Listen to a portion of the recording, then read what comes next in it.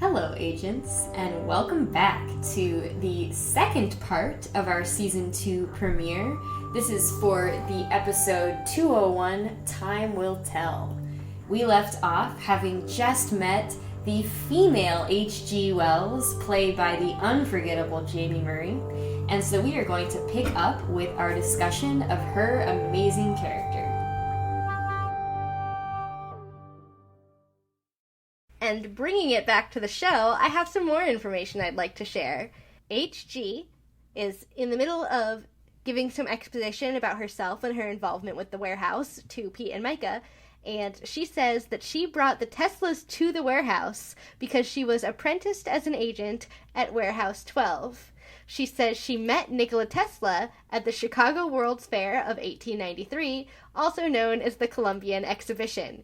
Now, this intersects quite nicely with Miranda's timeline, but she does not study Americans as much.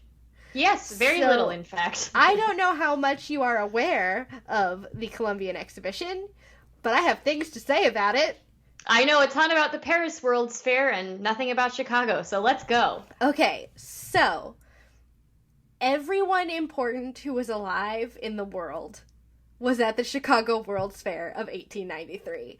I will point to a podcast that I have referenced in the past, both in the show and in show notes, called The History Chicks, and they literally do not have a running list of everyone that has been involved of the subjects that they've covered from the Chicago World's Fair, because they didn't realize it would be such a big thing when they started, but almost every person they've ever covered was either there, was either heavily involved in the creation of the exhibition itself or an exhibition within the exhibition, or had a life-changing moment revolving around the Columbian Exhibition. It is incredibly important, not to just American history, but to history itself. First, I will start with some notable people at the Chicago World's Fair that I think we should all be aware of, and then I will talk about its relevance to Warehouse 13. At age, I believe, 13, Helen Keller and her teacher, supporter, best friend, Anne Sullivan, were in attendance. Alexander Graham Bell was there. Pierre de Coubertin, the founder of the modern Olympics, who has a very French last name that I can't pronounce, was there. Frederick Douglass and Ida B. Wells were there. Oh, yes. George Washington Carver was there. Jane Addams played a major role in the Columbian Exhibition. And because we are an intersectional feminist podcast, someone I think we should very much celebrate who was there, in addition to, of course, George Washington Carver, Frederick Douglass, and Ida B. Wells. A woman named Elizabeth Keckley was there. She was a person born into slavery who became a free woman, seamstress, best friend, and confidant of Mary Todd Lincoln, and an author in her own right.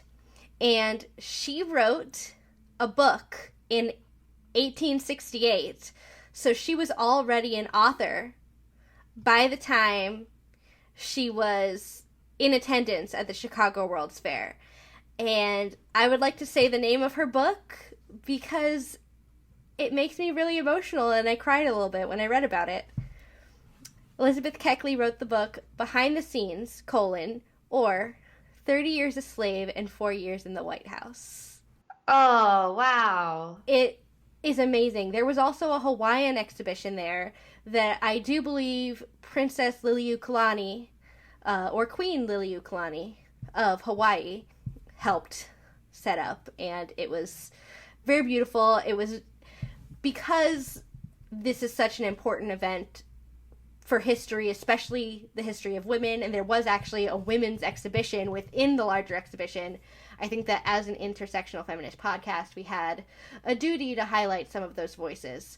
But also, it makes it extraordinarily believable that H.G. Wells, especially as a woman, would have been there at that time. I also don't know specifically about Nikola Tesla's involvement at the Chicago World's Fair, but I do know that electricity itself was an attraction at the World's Fair, so there's a big possibility that he was there, or was in direct conflict with someone who was there in his stead. So the fact that they threw that out there was the perfect warehousey thing. That's so awesome. I am thrilled to hear it. I had a much less good association, which is that a lot of World's exhibitions kind of like objectified Indigenous people, and like the references to War of the Worlds, that's like a text that actually H.G. Wells was inspired by the colonization and destruction of Tasmania in Australia, and how like when a foreign invader comes in, this is why science fiction invader narratives are often a metaphor for British or other European colonialism. So that stuff is probably several decades earlier though, and the idea that things were getting more modern, and like that a Hawaiian queen was there like representing herself instead of being, you know, represented by others. Yeah, I mean, I don't know if she was there specifically. I couldn't find that, but I do know that she was involved in the creation of the Hawaiian exhibition. And while I am, first of all, nowhere near an expert in the same way that Miranda is on these subjects, and while I definitely don't believe that any of these exhibitions were free of fetishizing or eroticizing the other, I will say that a lot of the subcultural groups, there were different religious expositions and different cultural exhibitions, but by and large, from what I understand about the Chicago World's Fair, what made it different is that these groups advocated on their own behalf and put themselves there rather than being taken there by an outside force. Right. And the 1890s, like the turn of the 20th century, people are getting more modern and socially aware. And like we said with H.G. Wells, he was like very much about political reform and pacifism. So all of this is incredible and exciting. And it brings us back to the scene with female H.G. Wells, and she's got a gun or a Tesla to Pete. And she says something like, you know, you're rummaging through my home. I would like to know why you're ransacking through my home. Yes. And Micah says, oh, that has a distinctive ringtone to it, which obviously someone who was bronzed before cell phones would probably not know what that means. And, you know, I was trying to like overread like what Micah thought Pete would get out of this, but all that matters is that Pete recognizes that Micah is going to create a distraction. Like, I used to think like that the ringtone, like she knows that it's going to be C is for cookie and the cookie is somehow a clue. I don't think that's it. I think it's just like Pete is like, oh, I see. And Micah in her pocket calls Pete, who is probably like her number one on speed dial, you know, like pushes one button, calls him up, and the Cookie Monster song starts to ring, which is so funny. And H.G. Wells' face is a question mark. Like, it's a very good question. It's like where, like, you can tell this is a person who's read, like, some stuff, obviously knows what radio is, but is just fully and completely unaware of where this sound is coming from, and it's amazing. Well, and also, like, the Cookie Monster kid voice is quite weird. Like, it's almost better that it's Cookie Monster, because like music or something would be more recognizable than like a children's song with a wacky voice is. Like, she doesn't know what this is. There's just no frame of reference whatsoever for what H.G. Wells is experiencing, which I think is hilarious. Yes. So, as this ringtone distracts H.G. Wells, Pete takes the opportunity to turn on her and they get into a scuffle. And he says, I'd hate to have to hit a sweet old Victorian lady. But Micah, pow pow, pulls out her gun and says, I have no problem shooting one. And I just wrote, Micah is having a very bad and confusing day. It's very bad and confusing. And it's also, you know, this is what I saw in Eddie McClintock's face when he says the thing about a sweet old Victorian lady. He was just making out with her. And I think he is like her mouth is so old. Like, isn't that what Pete is thinking? Like, oh my gosh, I just made out with a like 200-year-old lady. Obviously, she's not. Like, she was bronzed and. I think he just felt betrayed. Poor Pete. He goes all in on everything, and He does. I just feel like he was like, oh. He thought he had a chance. He was like, I haven't dated anyone. This lady actually likes me. Like, no, she doesn't. And it's the same. It would be the same if it was Micah. It would be the same if it was you or me. It's a very human reaction of, oh, wow, I thought someone actually liked me. And then they don't. That's always hurtful, and you're always going to want to lash out a little bit at someone who pulls the rug out from under you in that way. And it is interesting because we have Micah as such a great example of a woman who is very skilled in hand-to-hand combat. And obviously, if H.G. Wells was apprenticed at Warehouse 12, like, she's got some skills, and she is a perfectly like equal foe to Pete, even without the weapon. You know, like, he is going easy on her because she's an attractive lady, and she's about to get the best of him, and Micah is the one who's like, oh, I've got no problem with hitting a lady or holding a gun to another woman. So it's all really cool. And I also noted that in this scuffle, you see the very first shot of Jamie Murray's amazing wardrobe. She has, throughout the series, these back lace-up jackets that are sort of like an homage to corsetry, but like they're not actual corsets. It's like the perfect level. And they were super in at the time, too. Oh, yeah. I had one. I still have one. If you want a good place to buy a lace-up jacket on the back, I recommend goodgoth.com. Ah. That's where I bought mine. Very nice. And they're amazing. And it's just like this character is so perfect. Later, they tie up HG to a chair, and Pete remarks, and this is why I got nitpicky with Miranda earlier, I thought English people were supposed to be polite. And if H.G. Wells' face was a question mark before, now it's 12 question marks. She just looks at like, I don't know where you got that idea. It's super funny. So. But HG does say something mostly directed at Micah. She says, all men turn on you eventually. Calls men Neanderthals, and Micah notices, because she also referred to men as Neanderthals earlier, and they have a moment. And I wonder if possibly, Helena overheard Micah's comment. I don't know. I don't think it's possible. I think that they just have a connection. Yeah, they feel the same way. And, if Micah knows as much about the 19th century as she does, like, she already said that she's kind of sympathetic to the possibility that H.G. Wells was just too radical for his/now her time period. And Pete is commenting on the situation, and he says, for someone who's been unconscious for years, you've held on to some anger. And she does the big reveal, which is not unconscious, just immobile, which is terrifying. That is absolutely torturous if you think about it. Like, the idea that you are somehow just in your own head but unable to move or like enjoy life sounds awful. A true nightmare. There's something similar in Fringe when characters are trapped in amber, and it is among the most terrifying things I can imagine. Yes.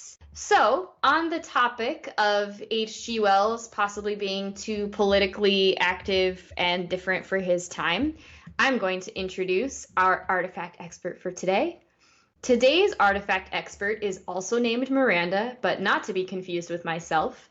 Miranda Steege has a BFA in drama from Carnegie Mellon and is currently a PhD candidate in English at the University of California, Riverside. Her specialties include Victorian literature, LGBT studies, and fan culture. Steege describes her experimental dissertation, Mystery Dissertation Project, as part scholarly work, part mystery novel, part fan fiction, full queer. Her work in progress can be found on her blog, which we will link to in our show notes. So the reason that I brought Miranda Steege on for this is that she is an expert in fan culture and LGBT fan culture that include studies of the gender bend or gender swap. So here I would like to insert a clip about where she talks about gender bending in casting. In terms of gender bending in casting, like if we're talking TV shows or movies, things like that, I think that it is really closely related to the sort of reboot culture that we have right now. And I think it's one of the potentially really positive things about the fact that a lot of the stories that we tell are remakes or sort of adaptations or retellings of stories from history or earlier generations, where I think one of the questions a lot of people are asking who are doing these remakes is, how do we take these earlier stories and make them more accessible to today, to sort of put more kinds of people into those stories. So thinking about, not just like cross-gender casting, but also thinking about like cross-racial casting, or, characters who aren't explicitly queer in some things or becoming explicitly queer. So whether that's like the Charmed reboot where the sisters are Latina, or this where we have the female H.G. Wells, or even like there's finally a female doctor in Doctor Who, or the female Ghostbusters. Even Rey from Star Wars and Finn and Poe, where you have a much more sort of diverse group of people who are that main core trio in the Star Wars movies. So I think maybe that's why we're seeing so much of the sort of gender bending and race bending and things in casting, like that it has to do sort of with this reboot culture. I think other things that often happen, I would say probably even particularly in fic, which tends to really, not always, but often really sort of dig into these questions of, how gender and sexuality impact our lives. There's a real opportunity for fic writers and fic readers to question and critique gender norms and ideas about gender through fan fiction that's specifically sort of playing with gender in some way. It allows us to think about how much of a person's sort of sexual identity or desire has to do with the gender of their, the person they're interested in, how much of a person's personality is tied to gender, whether that's sort of, sociocultural, or so there's lots of ways in which I think, even with just like PWP, like porn without plot, fic that's involving some sort of gender play can like be really making a sort of thoughtful sort of critique or asking thoughtful questions about things like gender and sex and the body. So of course, this kind of inclusion is super important in a million ways for audiences.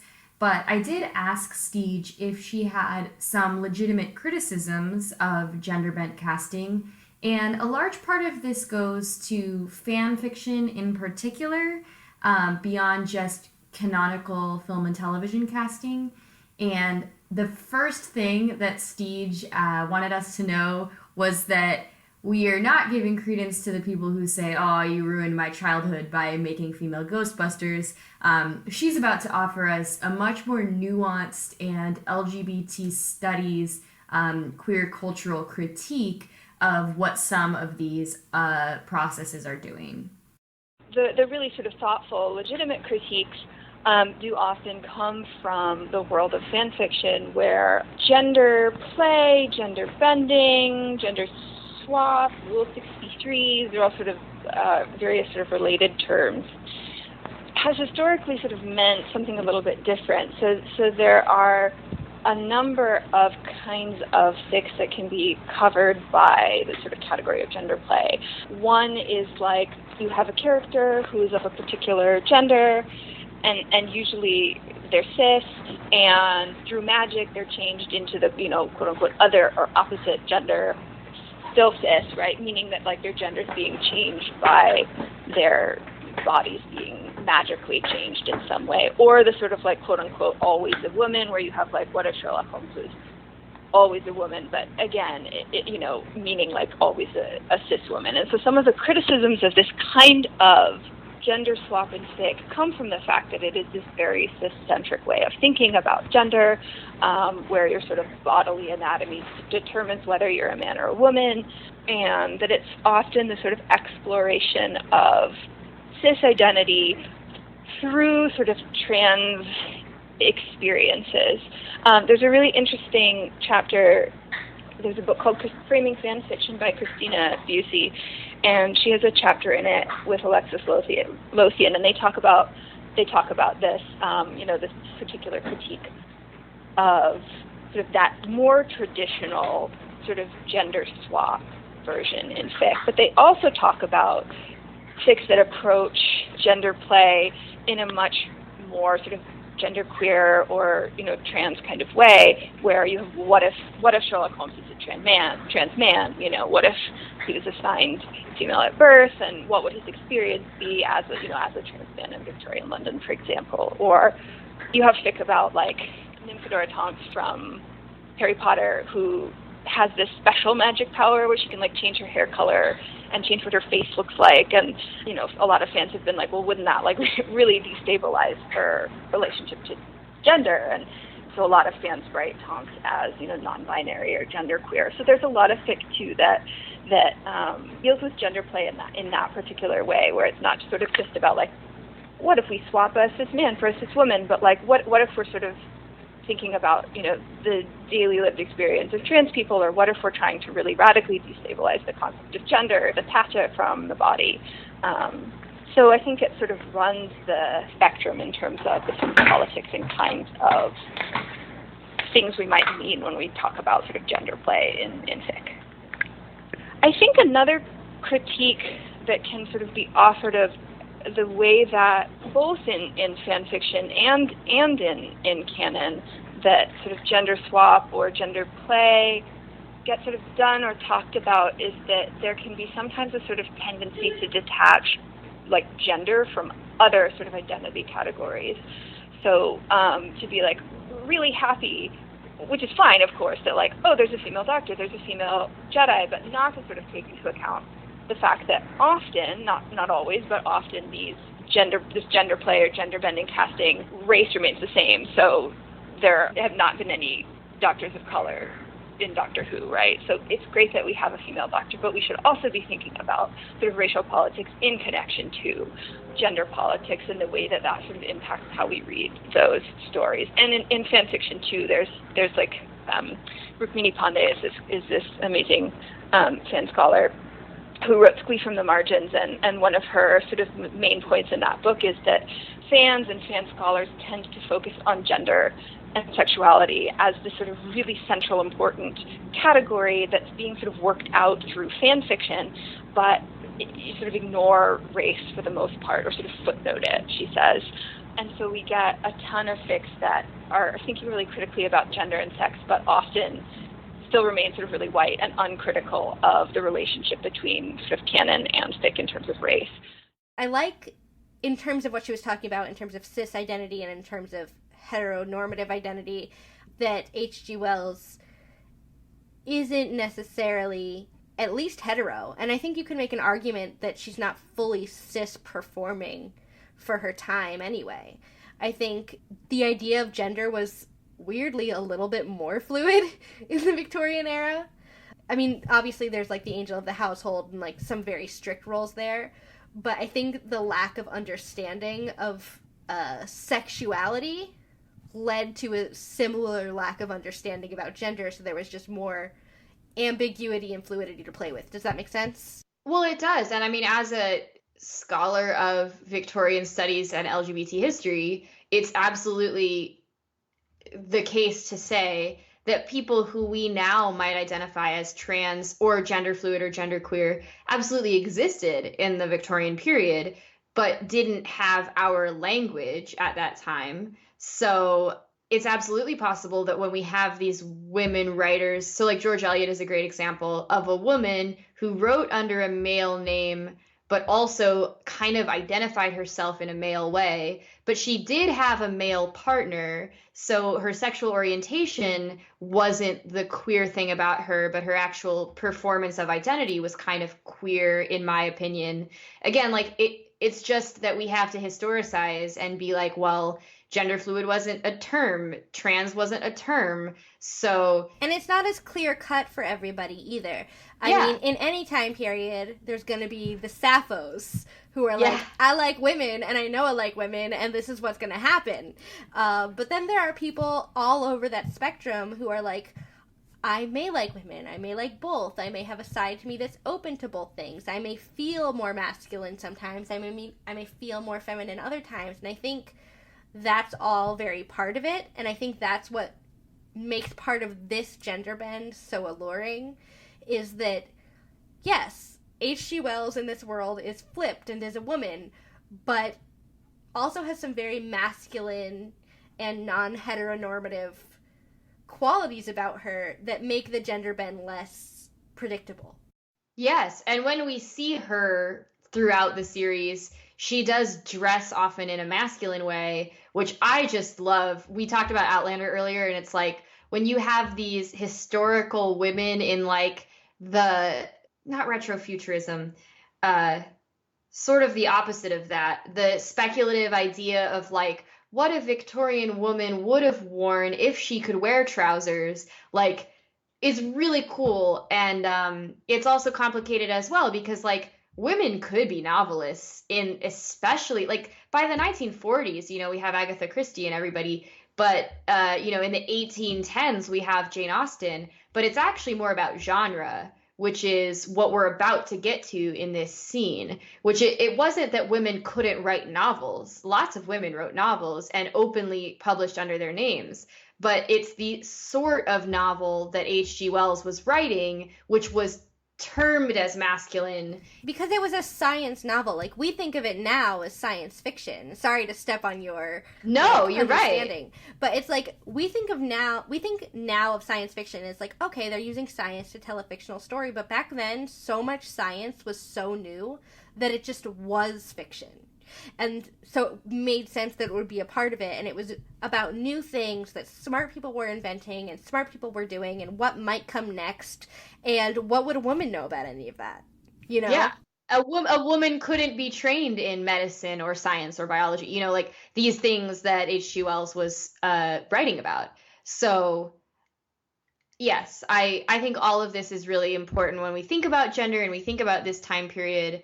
And then as Micah is sort of starting to sympathize with this, because she knows all of that, and I don't think I said this note yet, but my note is that these two actors, Joanne and Jamie, have this like eye contact where you see these conversations happening, where Micah is sympathetic when Wells says men are Neanderthals. And Micah does seem to actually trust as they go through this, like, okay, H.G. Wells is in handcuffs, and Pete is like, you know, you got to reveal what you're looking for. And H.G. Wells seems to like give in and be like, okay, I'll do it. And obviously we should be suspicious of her so quickly starting to give in to these agents' commands.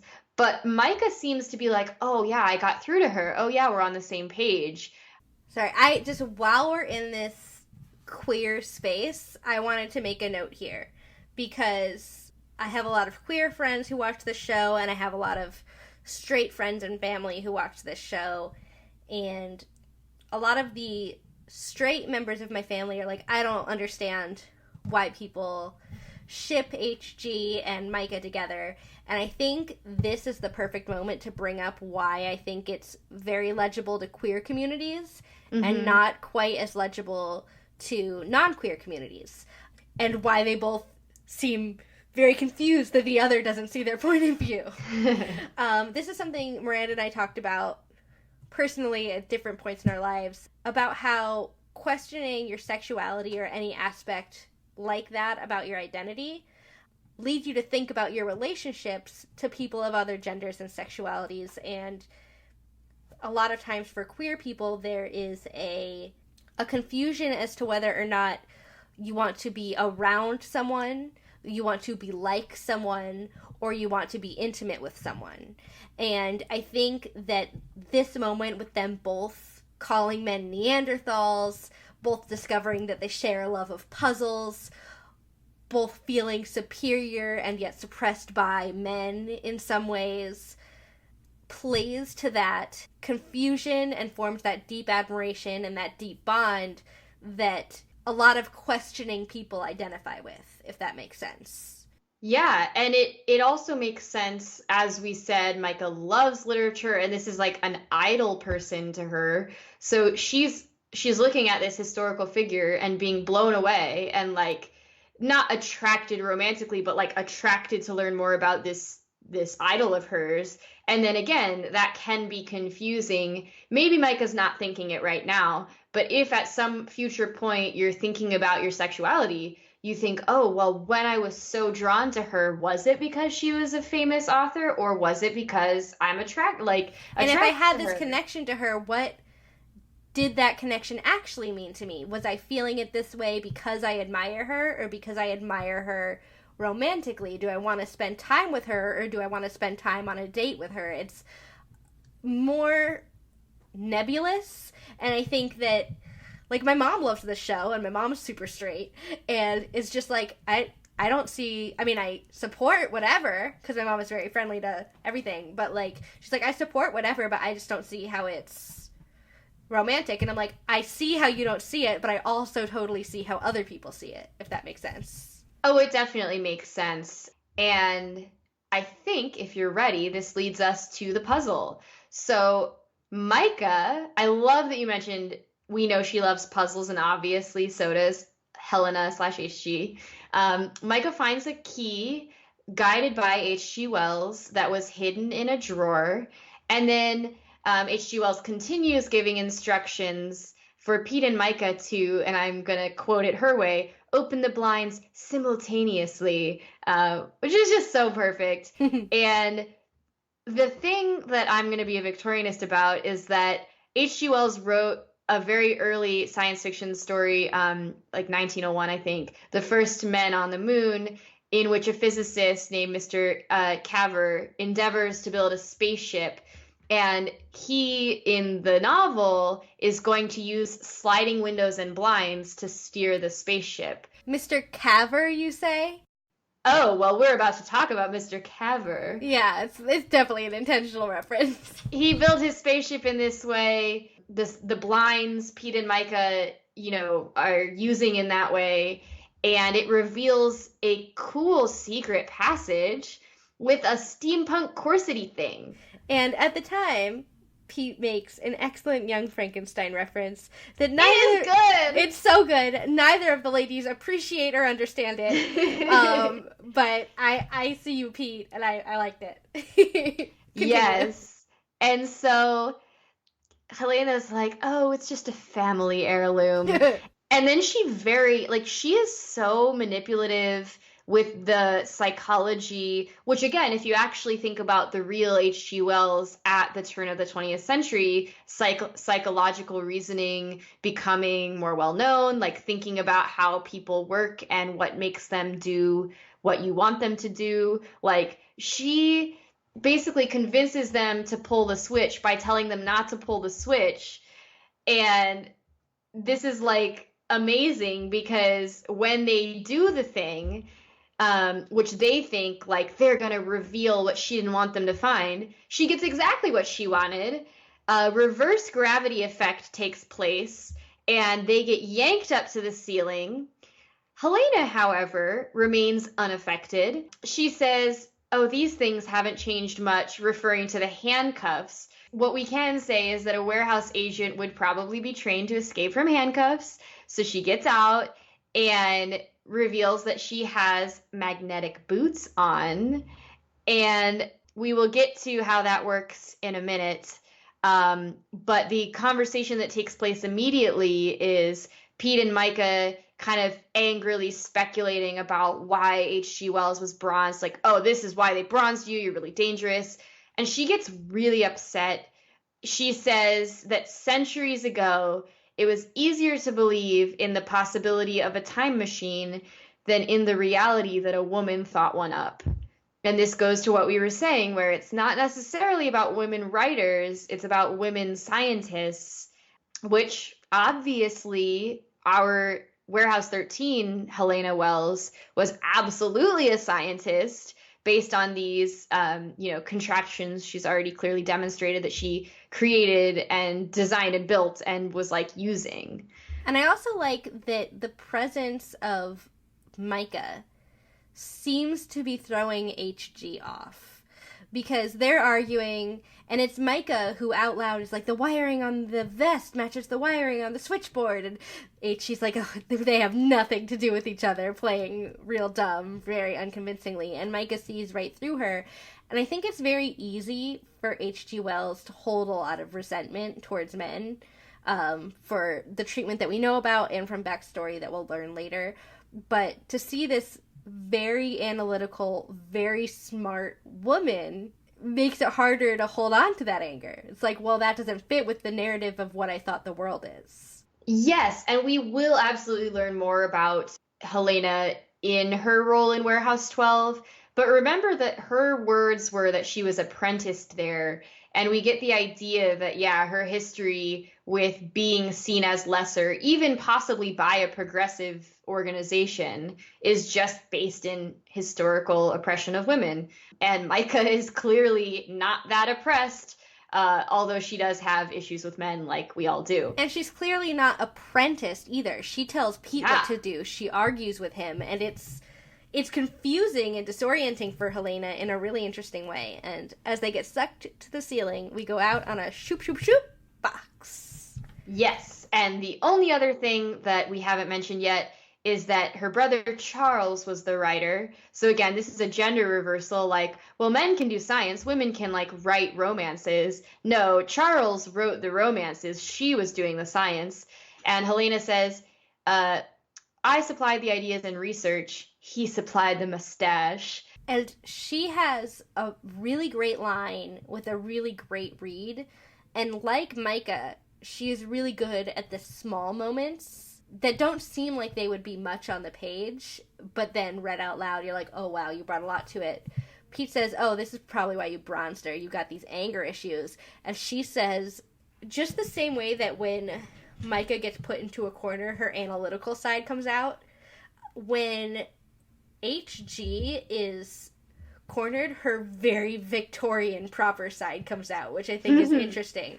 So instead of saying, shut up, you don't know. When Pete is saying she probably got bronzed because of her anger, she gets even angrier and says, not to speculate upon things about which you know nothing, which is just a very well-formulated sentence. It's a very proper grammatical sentence, yeah. Yeah, and it's said with such specificity and anger at him that you can tell he hit a nerve even if we don't know what that nerve is. Yeah.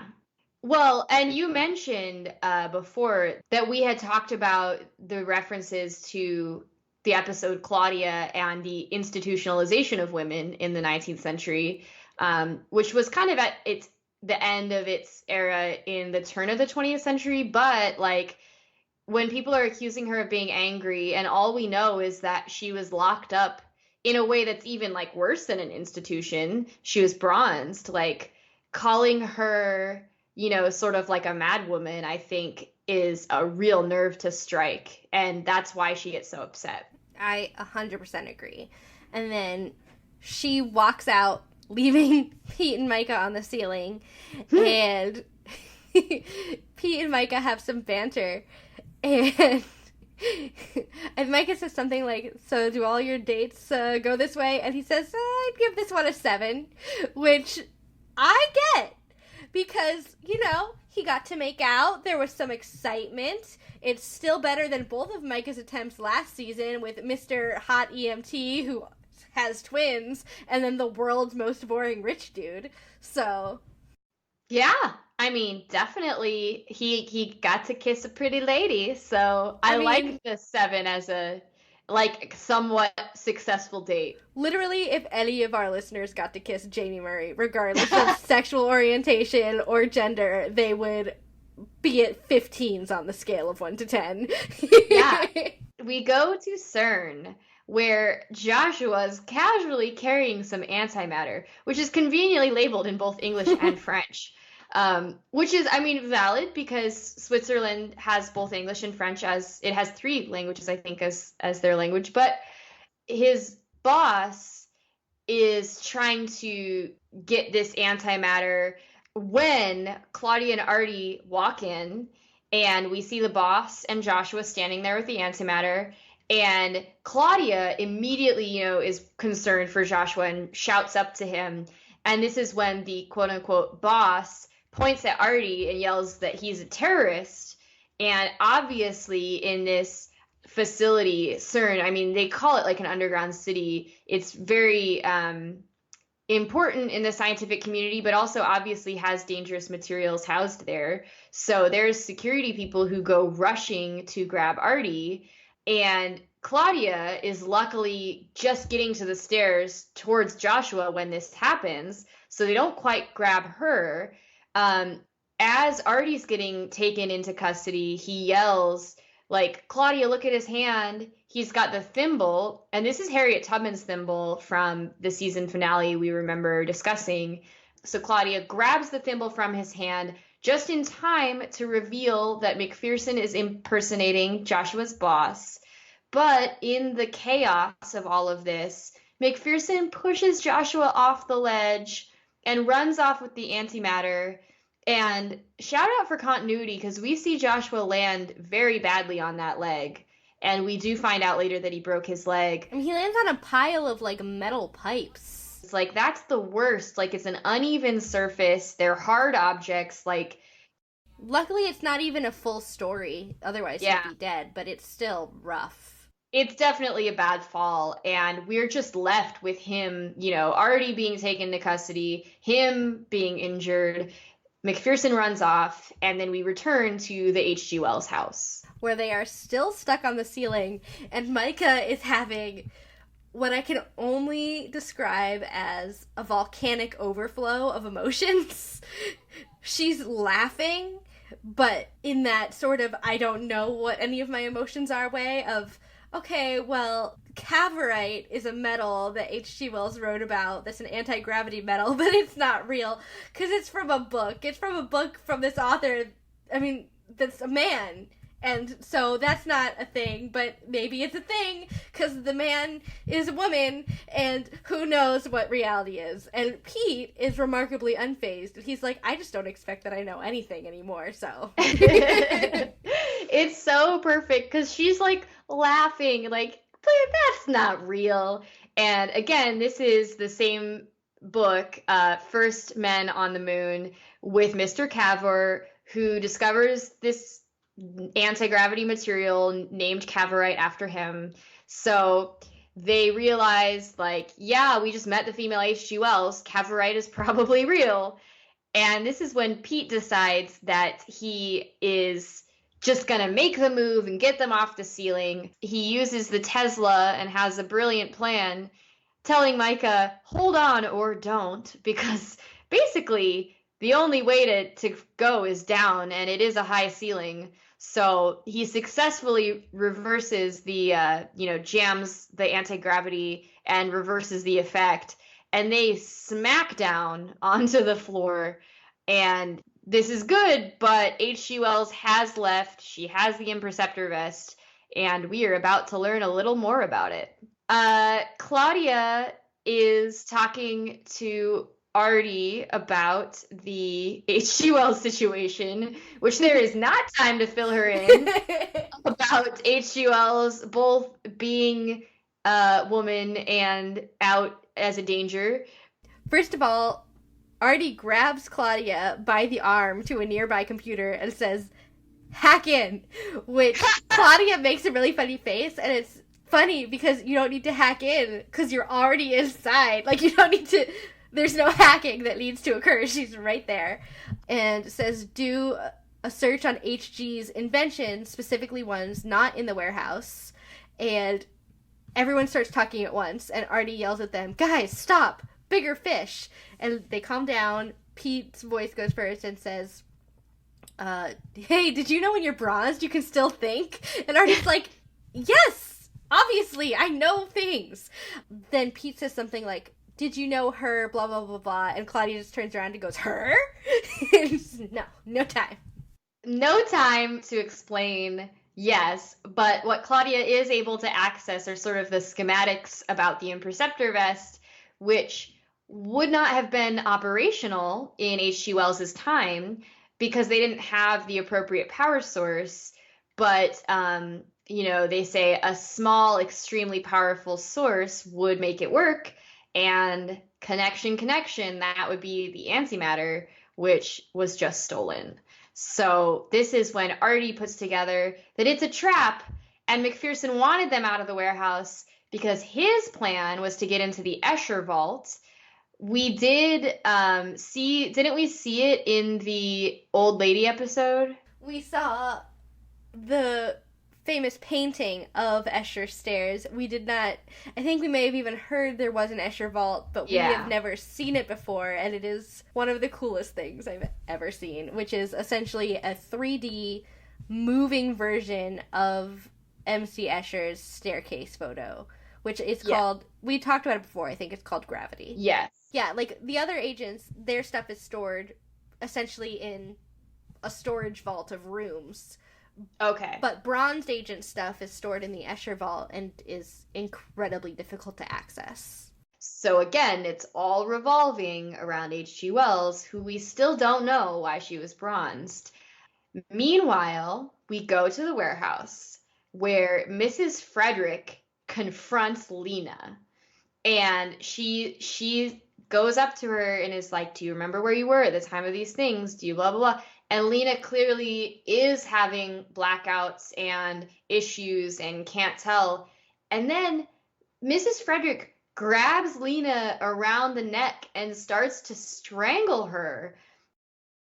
After she looks into Lena's eyes and sees them morph into McPherson's eyes. Yes, okay, that's a really important thing. So we see the really cool effect of Mrs. Frederick identifying with her Mrs. Frederick magic, that I think it's like McPherson's eyes photoshopped onto what's her name, Janelle Williams's face, and that is Mrs. Frederick's cue to grab her. And it's a scary showdown, but on the one hand, we have to side with Mrs. Frederick because we know that Lena is the one who has been framing Claudia for something she actually did. But we also know, there's the whole thimble, there's McPherson, something is going on. And as soon as Lena loses consciousness, her face, her eyes, she looks terrified, but she passes out, and Mrs. Frederick reaches under like her neck, and from her ear, a little white pearl rolls out. And this, speaking of like Victorians, all happens really fast. Then Mrs. Frederick immediately provides Lena with some smelling salts, which wake her up. And then Mrs. Frederick gives her something to drink. And you think, oh, it's going to be like a, magic sci-fi potion. And it's absinthe, which is like a very Oscar Wilde thing to give somebody. I love that she just had it on her person to give. Oh, she is ageless, Mrs. Frederick. Truly. She has a flask of absinthe and some smelling salts at the ready. Although I think also we get the idea, because like the first entry of that scene, we think, oh no, like Mrs. Frederick might not know, but like Mrs. Frederick knows. And clearly she has been suspicious for a long time. And she has even been suspicious of the particular artifact in play because she knows how to remove this. And she tells Lena that she's really sorry. The only way to remove the pearl is when Lena's like, "You strangled me." It's called the Pearl of Wisdom, and it allows someone to control someone else's thoughts and movements. And now they've finally released it. And Mrs. Frederick goes on to force Lena to confront her real memories and realize that this all started like a few months ago, so it's not like the entire time we've known Lena she's been off. It's just been for a little bit of time, which I think we, having seen the show several times, it didn't affect us that much, but I definitely remember watching for the first time and thinking, wait, has this person been a wolf in sheep's clothing the whole time? Yeah, You know? I mean, definitely it felt that way. So it was a nice relief to know that it wasn't the entire time we've known this character, because now we have no information about this character because everything was a lie. So it's the things we know about Lena are still true, and now we see that she is a victim of McPherson's machinations. And this is the note that I paused earlier and wanted to come back to when we got to this point. I feel that this, first of all, further adds to the level of McPherson's evil nature. Because we talked in the season 1 finale about how difficult and villainous it was for McPherson to use the artifact created from the intense emotions of an enslaved black woman striving for freedom to then use another black woman, and then he combined that with another artifact to essentially enslave her. He used an artifact from an enslaved woman fighting for freedom to enslave another black woman, and that's awful. And the glimpses that we get into Lena's altered memories of the event, and then later Lena's real memory of the event where she realizes it was her who did the things. This show is really not shy, as we've talked about, in terms of addressing mental health issues and really deep traumatic issues like alcoholism. I have to say, as someone who deals with PTSD, that this is, I think, a very accurate and thoughtful portrayal of what PTSD is like. There are two ways that people, at least in my experience, have tended to talk about flashbacks and memories related to trauma. And some of the time people describe it as watching themselves in a movie from like afar, which is sort of how Lena experiences it in the beginning of the episode when things aren't that clear. It seems sort of distant. And the other is the way that it's so intense, it feels like you aren't watching it, you are actually living in it in the moment, which I think is one of the ways that is more commonly represented in media. But I think it's important to know that there are those both two kinds, and both are really damaging because it messes with your perception, and both can make you lose time. And they say that's what happens to Lena, is sometimes she'd wake up in a different place. Sometimes it would just be a few seconds. And we've talked a lot about how Pete dealing with his alcoholism has reached out to a lot of viewers, and I think that if anyone is struggling with PTSD, this doesn't make you crazy or a villain, and I think this episode goes a long way to show that these are things that are happening to you not because something is wrong with you, but because something or someone did something to you. These are a reaction to events. And that's true in Lena's case. It's because someone used her and did these things to her. And so I just wanted to point that out because I thought it was a really thoughtful and intense portrayal of something that isn't often shown in such a nuanced way. Yes, and I had written the exact, not about PTSD, but the exact same thing about how awful and villainous it is that McPherson used the black woman's artifact against another black woman. And we talked with our artifact expert, Dr. Whitehead, in the end of last season about Harriet Tubman and about the representation of black women. But the, I think, really awesome counterpoint to McPherson's villainy is that these two women, with their amazing, like, flying colors of the Bechdel test, and the fact that they're both black women, and the fact that they're both powerful, and like, obviously Lena was victimized, but as soon as Mrs. Frederick, another black woman, is able to free her from her enslaved experience of being like a puppet for a white man, Lena is able to like recognize her own self and her ability to defeat the structure that oppressed her in this way. That like Lena, by piecing together her memories, can help Mrs. Frederick and Pete and Micah to capture McPherson and stop this horrible thing that he's doing. So like it's so cool just the fact that they're both women having this discussion, but I think the show really shined in having them work together on this.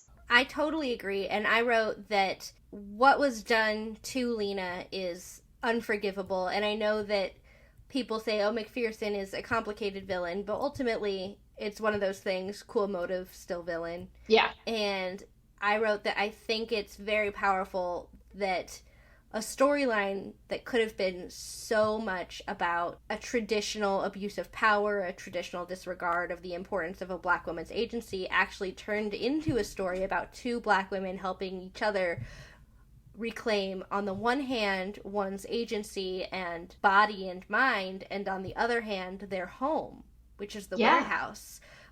It's very beautiful, and I can't actually point to a single time I've ever seen that on television. Yeah, me either. And I think the third element of what you're describing is that it's not quite going to happen in this episode, but we are going to ultimately get the thimble back in the hands of the good guys and back under Mrs. Frederick's care, which is important because she's a Black woman and it's Harriet Tubman's artifact. So all of that is really thoughtful and well written. And this brings us to whatever happens next. We are at the Escher Vault. Oh. And HG is there with McPherson, which we talked a little bit before about time compression and how they did a really good job of loosening that time compression in 108 Duped. This one, I'm going to say they're pushing it. I don't know how everyone got back so fast, but it's fine. We'll just go with it. But HG is somehow already back with McPherson and asks why he's wearing beads around his neck. And he explains, it's, if I don't wear them, my blood will leak out of my veins and I will die. And she's like, oh, okay. And then she puts on her vest. And we learn that 20 years ago, a curious agent entered the vault and hasn't been heard from since. And it opens to reveal the Escher gravity stairs, and it is so cool. Yes. They open up this amazing vault. I just wrote 7 times that I like Helena's pants. And then we go to Claudia and Artie, who they kind of mention the time compression. They're like, how did we beat Pete and Micah here? Well, because I guess Pete and Micah got wrapped up in customs, something about destruction of a historical property, which I think that's pretty clever. Because you're so right to point out earlier that like American Secret Service agents do not have any jurisdiction in England, especially without a diplomat there to protect. Yeah, they're not protecting anyone. Well, they're protecting history and doing a somewhat bad job. So Claudia and Artie are bantering. They have to take a circuitous route because like McPherson knew they would be coming and has booby-trapped things. And as they're bantering, Artie says, I can either run or lecture, not both. And Claudia is just like, this is running? And it's definitely not. They're like walking at a moderate pace. Yes, so I think there's a good kind of running joke. And we've mentioned before that Lena had Artie on a diet and like he has to be healthier. But then Artie is like, stop, like, do you smell that? And then Claudia, like Allison's acting is like her nose is like a sniffer dog. She turns to the side and goes, oh, fudge. And like it's adorable and it tells us exactly like, okay, something bad, an artifact is at play. Artie says that they are chameleon minds and they blend into the landscape so that you can't see them, but the sign is fudge. Yes. And so they are able to, they throw something and identify that this one route is blocked. And then they turn to go the other way. And Claudia does the 80s mom, like throws her arm out. She's like, oh, now you got me doing it. maybe it's like older than an 80s mom, but like definitely the thing from when your kid didn't have a seatbelt and you just throw your arm out to hold them in their seat. And she sees Dante's mask is out of place. Which is so cool. Can we just talk about Dante's death mask? Oh my gosh. What if Dante actually did go to hell? Oh no. Right? And so I was like, I literally wrote, Dante's death mask? So cool. What does it do? And then my next bullet point was, opens the gates to hell! I mean, that's like the only thing it can do. Yes. Which is also, I think, actually really thematically relevant because we're going to talk about like the afterlife at the end of the episode. But they realize that McPherson has blocked them in, and Claudia has a great plan that they can just like climb up, you know, a couple of stories and over a couple of rows. And Artie's like, no, that seems way too hard. But luckily, just as they realize that they're trapped, Pete and Micah return, and they are looking out from the office over the edge of the warehouse, and Artie is able to Farnsworth them and tell them, like, okay, you've got to follow my instructions exactly. And the show cuts out, you know, you don't hear whatever he's saying, but we know Artie is doing his Artie speak, like, he's talking real fast, and he's using very specific, like, I know every single detail about the warehouse, and you have to, like, turn here and avoid that. And Pete and Micah, they were going to listen, but then they see the zip line. So they decide that they're going to jump on that. It's hilarious and awesome. It makes sense that Pete has to hold the rope and or whatever. Yeah, because he can't hold on to Micah. Like, they'd both fall. No, like, the last thing you want is a 200-pound man just, like, pulling you down, like... And it's not a knock against Micah's strength. It's just physics. Although, obviously, Micah wishes she was driving. Just as we see Claudia and Artie, like, struggling, they look up over their heads, and they see Micah and Pete bickering as they cascade over the warehouse. And, like, Artie's like, oh, well, that works, too. And this allows them to get somewhere where we don't know immediately what's happening, but HG emerges from the Escher vault, and McPherson asks if she got what she came for, and she says yes. He also says, where's the vest, which is very perceptive. Imperceptive vest. Well done. I didn't do it on purpose, but I realized it after. And she says, like, oh, it was completely spent, or, you know, whatever, and gets real flirtatious and seductive, which we did see Helena do to Pete earlier, so we're not totally baffled by it. But then she puts McPherson's hands behind him, and Pete emerges, takes him into handcuffs, and as Artie then comes out, we get the reveal that it was actually Micah with the thimble impersonating HG. Which goes back to the exact queer questioning thing I was talking about in a way that actually literalizes it. So we talked about how sometimes questioning your sexual identity means questioning whether you want to be with someone or you just want to be someone. And that's, like, literally what Micah does. Oh, you're so good! Yeah. So I just thought I'd throw that out there because it definitely brought it around in a very tangible, understandable way. Yeah, I think that's so huge. And I think it really is important because this is just my experience, but when I have heard, like, bi or pan people talk about that questioning process, that's often the phrase is like, do I want to be them or do I want to be with them? Or the thing, like, you know, that even, like, my parents said when I was a kid, I was like, I think I have a crush on a girl. They were like, you just want to be her. And, like, no, incorrect. But that's, like, what a parent who's not, like, super aware of what questioning your sexuality might think. They're like, oh, my kid just wants to be like that person they admire. And here's Micah being that person she admires. However, Claudia and Artie arrive. McPherson says that there's still bargaining power. HG is still in the vault, and he'll tell them everything they want to know. So he has no regrets about turning on HG, and that's when HG arrives and says, well, I'm disappointed but not surprised, cuts off the necklace, and then I wrote in all caps, zooms away. Basically, the idea is that she emerges and knows, just like she predicted, that this man has also turned on her.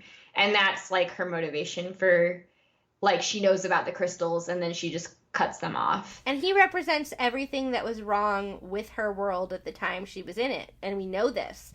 The kind that takes advantage of women and otherness and is constantly scheming to make their own way in the world. And plus he's like a British white dude, so he literally personifies everything that she distrusts. I was gonna say the same thing. Literally having them both be British people is like huge in the tension between her history and his like current moment. So as McPherson kind of crumbles and is dying, he tells Artie, and Artie is like cradling his friend because you can't save McPherson at this point. And despite all the complexity, this was his partner for years and years and someone he cares about. McPherson says, I knew you would use it. And Artie realizes he's talking about the Phoenix. And so McPherson says, I knew you'd use it. I wanted you to see what I saw, which was the darkness, the nothingness. And this is when it's so sad. Artie says, what? No, like all I saw was light. He felt peace and nothing but hope. And this is so sad. And I think Buffy does this really well. Other speculative shows do this well, where it's not a particular religious concept, but the idea is that they both really did die for a while, and that McPherson, when he died, went to some bad place. Or saw nothingness. Yeah, and, or just, went nowhere. And it's like, there's nothing wrong with being an atheist. Yeah, and just having nothing, yeah. But I think that for people who have a religious faith that implies some kind of afterlife and they rely on it and they build their whole worldview on it, having that ripped away in a very firm way is detrimental to their mental health. Not everybody needs the promise of an afterlife in order to lead a fulfilling life and understand the difference between right and wrong and feel that there is meaning to have while we live. But other people really do need it. They need to have some sort of grounding force that they can look to when they don't feel that what they're doing right now has value. And there's no right or wrong way, but it can be really hard if that's ripped away from you without your consent. Yeah, and then this is the thing about what Artie says, is that it's sort of like an agnostic view, which is like, it's not that there was a heaven or like a knowledge of corporeal being after death, but it was like, well, there was some positive thing there that I can't understand or really explain. And he explains that to McPherson. And this just leads McPherson to say, like, I'm sorry, Arthur. He says, all this time I thought I knew the truth. Oh, and like, it does bring up so many questions of like, why was their experience different? Did Artie have some sort of heaven? Is it just because, like, it might not be because, like, McPherson is a bad person. It might just be because he was sort of realizing his own beliefs. You know what I mean? Like, I don't know why Artie saw light and why McPherson saw darkness. It doesn't have to be because McPherson is a villain and Artie is a good guy, though. I think it's really complicated. And that lines up with, like, real stories of what people who've had medical death have felt. Like, we don't know exactly what Pete felt when he had experienced medical death, but some people, like, in an ambulance and their heart stops, and some people are like, I saw a light, and some people were like, I didn't see anything. And we also know that the circumstances are pretty different. Like, maybe McPherson was dead longer, and maybe, you know, or maybe Artie was dead longer. Like, maybe the situations of their death affected this. Like, we don't need the answer, but the idea is that the show prompts these questions, and they're like really thought-provoking when we stop and are like, oh, wow, this is the mythology of the world, and it's the mythology for these characters who like daily risk their lives. I think that's the biggest thing, is that people whose life is literally in danger every day rely on their understanding of life and death to survive. And I think with Pete is just about like the greatest good in the moment and saving people, and the afterlife doesn't motivate him. But maybe for Artie and maybe for McPherson it did. So yeah. And then from there, we go to the B&B as the gang regroups. My computer / Amazon Prime account did something weird here, so I don't know if this is a new act, but it might be, okay. For the record. So at the B&B, Micah wonders if they have to track down HG or if they can just let her go. And Artie says, well, we let her out. We got to bring her back. And she's vaguely disappointed, but understands. Claudia and Lena come in arguing, and it's a pretty intense argument. And Lena says she has more right to be shell-shocked, which I appreciated them using an antiquated term instead of like a modern medical term that might have gotten misused. And Claudia argues and says she's the victim, and Lena storms off. And they're having a major clash, and it's really easy to see where both is coming from, you know? Yeah, and I also said that it's easy to see where Claudia's immaturity is playing in here. So someone had asked us on Twitter if we talked about the like retconning of Claudia's age, which we did. Like, we thought she was 22. She's actually 19. And either way, I mean, a young adult, but especially a 19-year-old, like, all she is understanding is her own, like, she almost lost everything. And we had that flashback of her telling Mrs. Frederick, like, I would never betray you guys. Like, this is my family now. And I think it's really nuanced for both of them, too. Okay. And you might say that it's immaturity, but the way I look at it is this is a person who spent her formative years being told that she was insane for believing something which she had every reason to believe was true. So essentially misdiagnosed and mislabeled and told she's not in control of her own mind, which is terrifying. That made her such a danger to herself and others that she had to be in an institution. And then she had lost all of her family at that point. So imagine going to a place where you then find this family and realize you're not crazy, quote unquote, and that you are right to have believed the things you've believed, and you have all this solace and all these answers, and then that gets ripped away from you, and you believe that something might be might be more wrong with you than you ever thought. That's horrific and terrifying, and I don't think at any age there's an easy way to process that. And I think that both Lena and Claudia are both so wrapped up in their own traumas that they can't see each other right now. And that's a good point, because we know Lena is very emotionally like mature and like literally empathetic.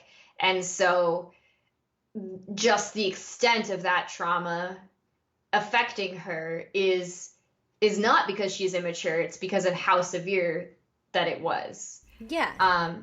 So Claudia is trying to change the topic and like, Artie, give me something.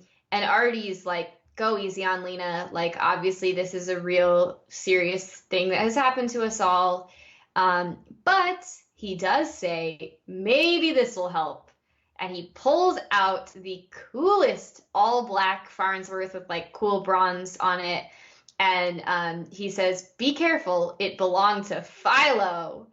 And that's right, it's Farnsworth's. And yes. So as the scene wraps up in the B&B, Claudia is really excited about her Farnsworth. It does not mean she's an agent now. It means that Artie can contact her any time of day or night, which is obviously less cool. But she does grab him in another hug and say, thank you for coming after me, which obviously is really important to her.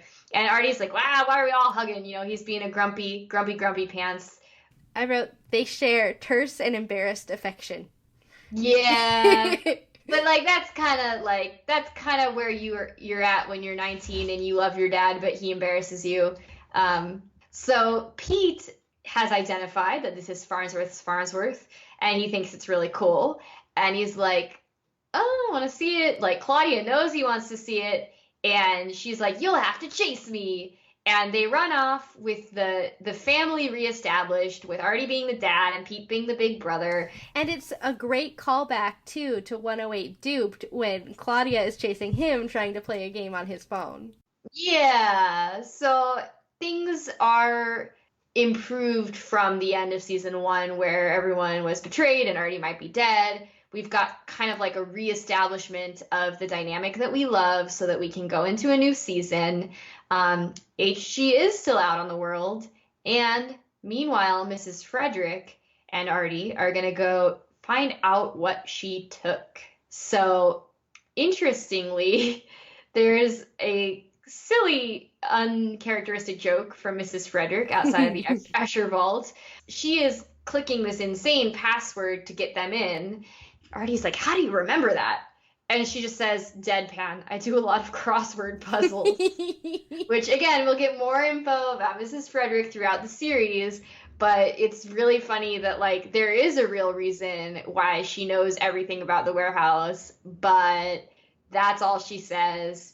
She points out that they, being McPherson and HG, needed a imperceptor vest. Mrs. Frederick, however, has the key. So she also has access to the steampunkiest goggles, which they, have to put on for no particular reason, but for science fiction reasons. You need those to walk safely through the special staircases. And we get like an extended view of this. I remember watching this the first time, and definitely in 2010, this was like a really cool, like, the graphics were pretty awesome. They're still really awesome. The concept is even awesomer. Like, the concept is timeless in how cool the Escher vault is. I've never seen anything like it. You see them, I thought of the Harry Potter staircases, but it's still not as like, those are not as cool as this. Those are not as extreme as what's happening in this Because scene. the rules of gravity don't apply. Yeah, and that's like the whole point when we talked about that work. I don't know, I think it's like a drawing by Escher. I don't recall.